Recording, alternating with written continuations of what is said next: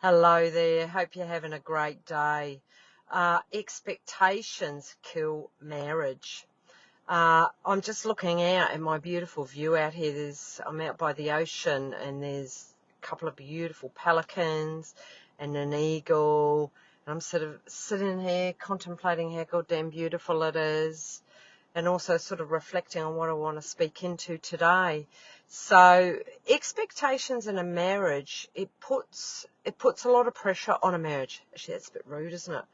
Puts a lot of pressure on a marriage, and it can create really slowly a lot of inner turmoil.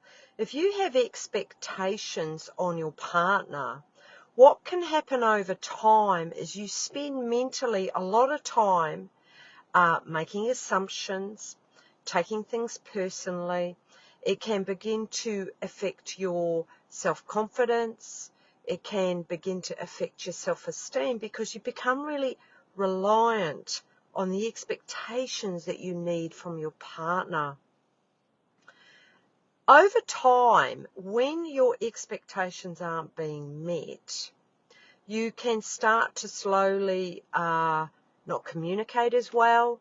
You can start putting walls up, start putting masks up. You might turn to different vices. So that could be, going on social media. It could be drinking, eating, drugs, porn, working too much, whatever you do, because deep inside there's a seething resentment because you have an expectation on your partner and they're not meeting it. So an expectation, let's talk into what expectations look like. An expectation for your partner to perhaps stop drinking or drink less, for your partner to be more attentive, to be more loving, to want more sex. You might have an expectation that you want your partner to listen more, be more proactive in the household, to help with the kids. And I suppose the question to ask yourself is, how much of this have you communicated to your partner? And you might go, well, yeah, Helen, I have. They're still not listening and I've still got the expectation. So in the expectation, it's sort of how much of it really gets talked about and talked through, and to a point where you are at a place where it sits okay with you. If you have an expectation and you take it underground and it doesn't get talked about, that's where the damage begins to occur, because that closeness, that intimacy, that love, the passion, the desire that all couples are looking for and want to keep it alive, when there's a festering expectation there, it's damn hard to keep that alive. So communication is key. Firstly, a communication with yourself. So bring it back to your own awareness and noticing your mind and where you go in your mind, and noticing if in your awareness, how much is there. That's key. That is number one, is awareness. And then if you do notice some strong energy on it, what do you do to move that energy? Can you recognize it in your body? The being let down, or the resentment, or the anger, or the disappointment. So being able to feel that in your body, and from there, once you've recognized it, once you've allowed it, being able to give yourself what you need instead of looking out at your partner. That is absolute key. So first of all, having an awareness, and then having an acceptance of what's in the body, what's here, allowing whatever is here to be here.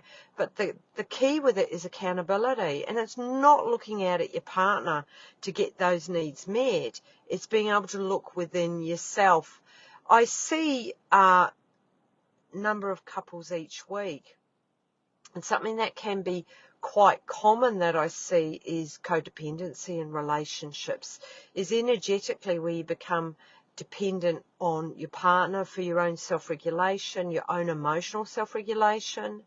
So again, that's having an expectation that your partner's going to be there to support you through that.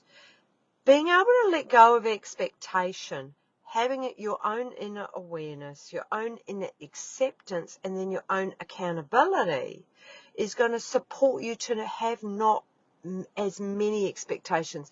Look, you're human. You're going to have expectations, but it's what you do with that and where you go, and having that awareness around that. So I suppose a question I want to end with and leave you with, where in your marriage do you have expectation? And how is this affecting you? What is it costing you? What is the pain that you're going through by living in this expectation? I remember Oprah's quote, what is it? So Oprah, I remember hearing this, she talks about, there's just a ute going past with this gorgeous dog in it, expectation. And she was saying, your partner shows you who they are. Believe them the first time. Believe them the 10th time. Believe them the 30th time. It's so true. Your partner does show you who they are. Believe them. What we do, though, is live in the potential of who we know that they can be and who we know that they can grow into. Well, that's none of your business. Get out of their lane. It is not your job to make your partner happy. It's not your job to fix your partner, to be a martyr, to rescue. Do any of that. It's not your job. Your job is to stay in your own lane, to let go of expectation, and to actually recognize in yourself, have an awareness of what you're actually sitting with energetically. What emotions are here? Allow them to be here. Accept them. Nurture yourself. Take accountability for yourself. So anyway, on that note, I really hope this has been helpful. Let me know in the comments.